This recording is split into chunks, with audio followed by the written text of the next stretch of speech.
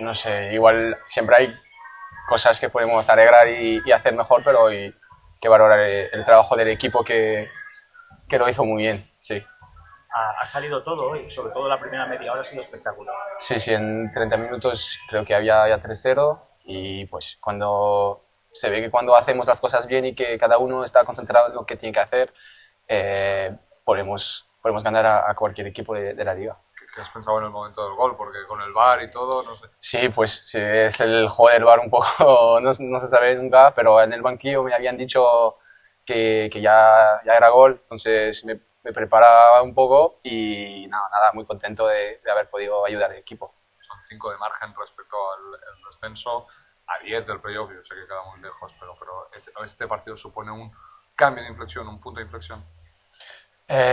Sí, igual, no sé si hay algunos que miran, si miramos mucho la clasificación, no la miramos mucho, no creo. Sí que hay que ganar y ganar puntos porque es importantísimo, pero estamos muy enfocados en lo que tenemos que hacer y si seguimos así vamos a ganar partidos y tener más puntos.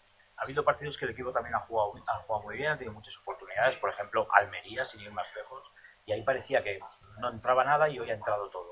Sí, sí, pues no os voy a aprender nada, es así el fútbol. Hay días y días, pero tenemos que cada partido hacer todo lo que podemos controlar y hacer lo mejor que tenemos y ya está.